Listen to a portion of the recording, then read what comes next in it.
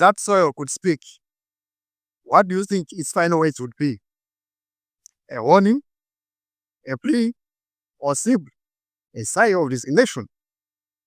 Millions of farming families have gone to bed hungry because our soils are depleted. And this has reminded me of my childhood. I grew up in northern Malawi, a land scarred by droughts and erosion.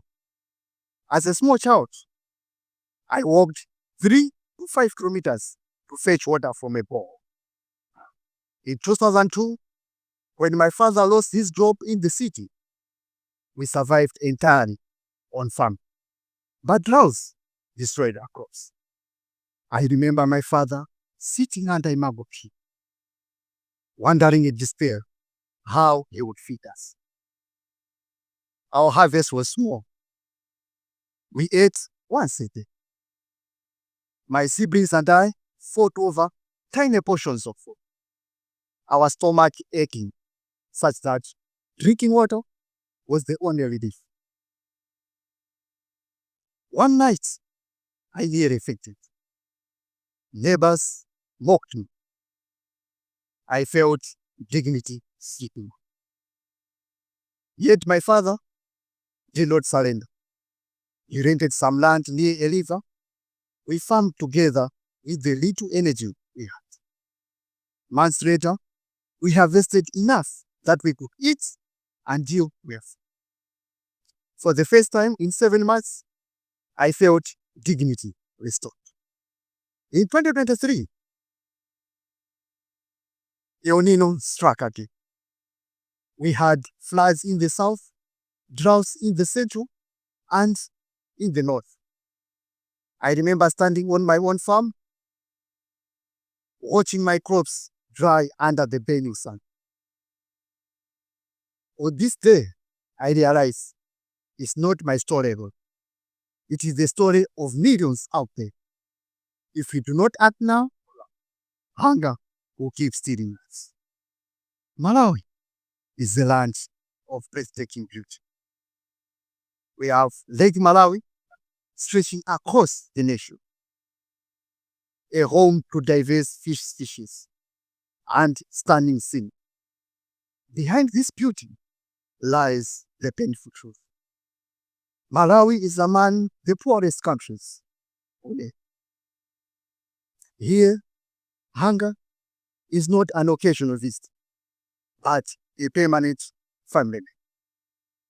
Just last month, Malawi Vulnerability Assessment Committee reported that over 4 million people will face hunger from October 2025 to March 2026.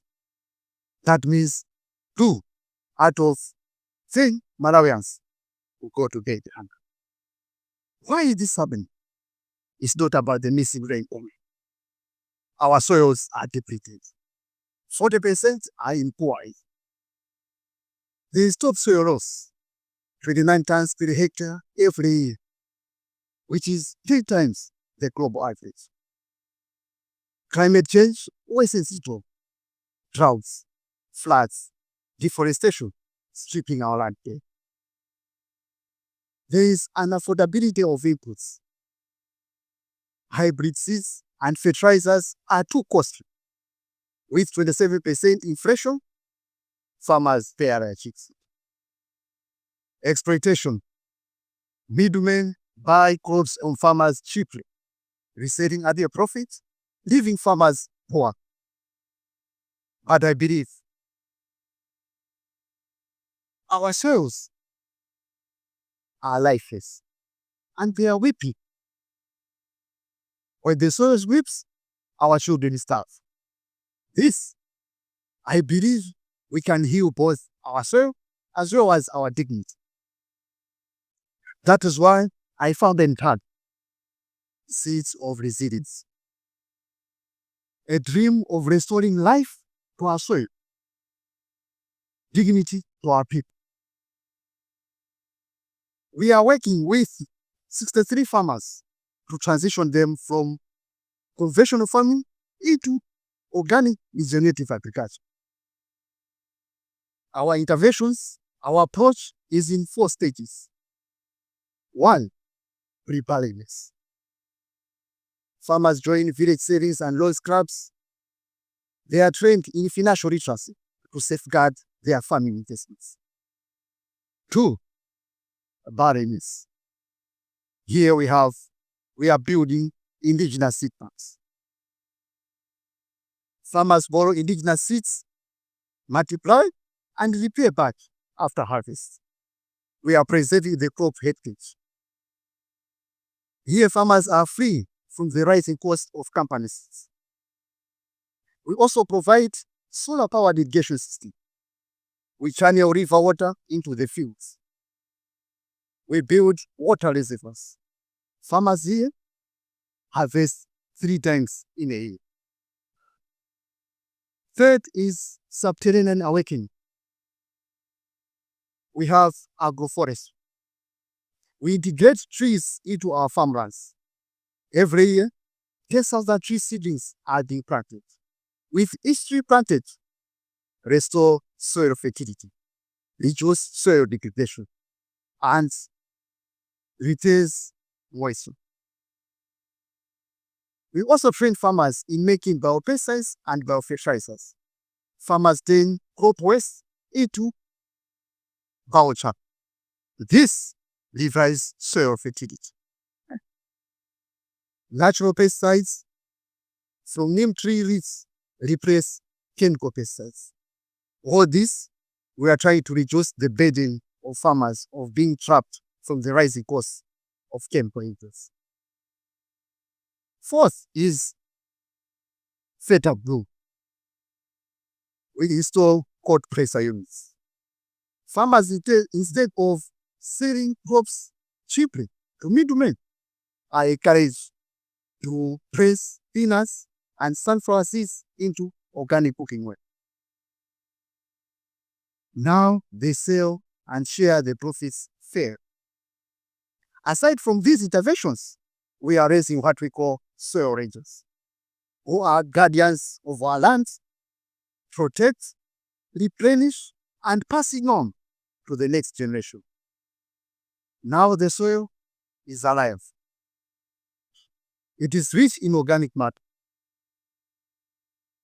There is high soil microbial activity, and it is resilient to climate change.